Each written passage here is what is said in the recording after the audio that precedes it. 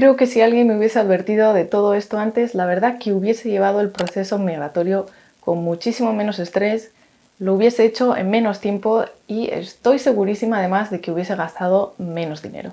Esta es mi historia. Yo llegué a Canadá con un visado de 1 año. Era un visado de trabajo y cerrado, lo que significa que solo podía trabajar para la empresa incluida en el permiso de trabajo. Y ya, eso era todo lo que sabía cuando llegué a Vancouver. Quizás fue la emoción, ese cosquilleo que siente uno cuando sabe que se va a ir a un nuevo país, que está súper inquieto por lo que viene, y me centré quizás en lo inmediato, en pensar en las cosas más básicas como dónde me voy a alojar, qué alojamiento tengo que escoger, cómo voy a llegar al alojamiento, pero literal no sabía nada más. No os miento además si os digo que llegué literal con $600. Ahora miro atrás y digo, locura máxima, ¿qué ibas a hacer tú solo con $600 si algo te hubiese salido mal?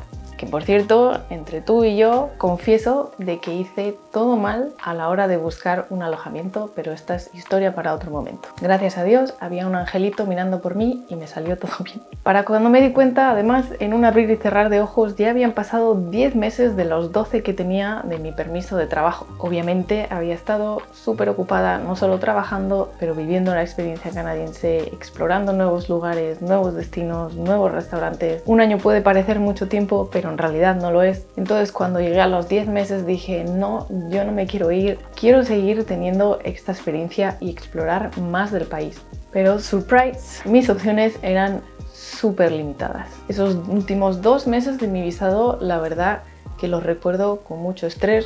Recuerdo que salía del trabajo, me iba a mi casa y lo único que hacía era pasarme horas y horas y horas leyendo la página web del gobierno, leyendo acerca del proceso migratorio, entendiendo cuáles eran las distintas streams de migración, cómo iba el proceso. Pasé horas y horas y horas y la verdad que no daba con una respuesta a cómo podía yo extender mi estancia en el país. Veía que se me estaba acabando el tiempo y al final decidí consultar con un especialista en inmigración. Aquí es donde empecé a ver el rayito de luz al final del túnel, porque me informó que podía aplicar a la residencia permanente una vez que tuviese ese año de experiencia. Parecía que las cosas iban bien, pero no. Desafortunadamente, la ley migratoria para pedir la residencia permanente cambió y yo volví a estar en el punto de partida con 0 opciones casi para extender mi estancia en Canadá. Tristemente, al final, por mi situación, por mi país de origen, por el tipo de trabajo y empresa, no podía extender mi permiso de trabajo y mi única opción era que iba a tener que solicitar y cambiar mi visado de un permiso de trabajo a un permiso de turista y esperar a que se volviesen a abrir las Working Holidays. El problema era que también estaban medio reformando el programa de la Working Holiday y no se sabía si iban a abrir el próximo mes, dentro de 3 meses o dentro de 6 meses. No tenía yo una forma posible de evaluar si me salía mejor quedarme y esperar a que se abriesen esos visados o si comprarme un billete de avión y volver a España y esperar desde España a aplicar por ese visado. Long story short,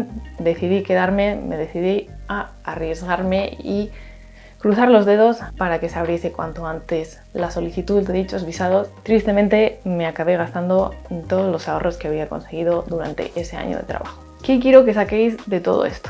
El mejor consejo que os puedo dar, sobre todo desde un punto de vista de la ley migratoria, es que os informéis antes de llegar al país. ¿Qué beneficios puede tener esto? Por ejemplo, si tenéis pensado estudiar, es sabido que hay algunas provincias en las que después es más fácil conseguir la residencia permanente que en otras. También, dependiendo de la institución en donde estudiáis, es más fácil después aplicar a un visado u otro. Incluso si no sabéis si queréis quedaros en el país, porque obviamente para eso se viene al país por primera vez, para ver si nos gusta o no. Sin embargo, una pequeña consulta, que normalmente suelen ser gratuitas, con un consultor migratorio nos va a dar muchísima claridad para saber cuáles son las opciones que tenemos y los siguientes pasos que tendríamos que tomar en el caso de que una vez en el país nos quedamos quedar más. Conocer además los requisitos de inmigración también supone que vas a saber cuáles son los documentos que te van a pedir para luego hacer ese proceso.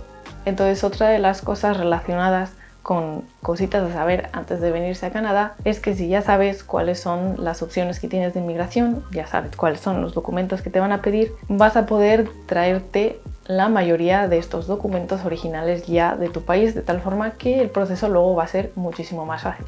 También recuerdo que cuando tuve que aplicar a la residencia permanente no tenía ninguno de estos documentos y es un rollo administrativo increíble tener que estar llamando, mandando emails constantemente para conseguir los documentos que necesitas y además en el periodo de tiempo estipulado, porque los necesitas antes de que se te acabe la invitación a la residencia permanente.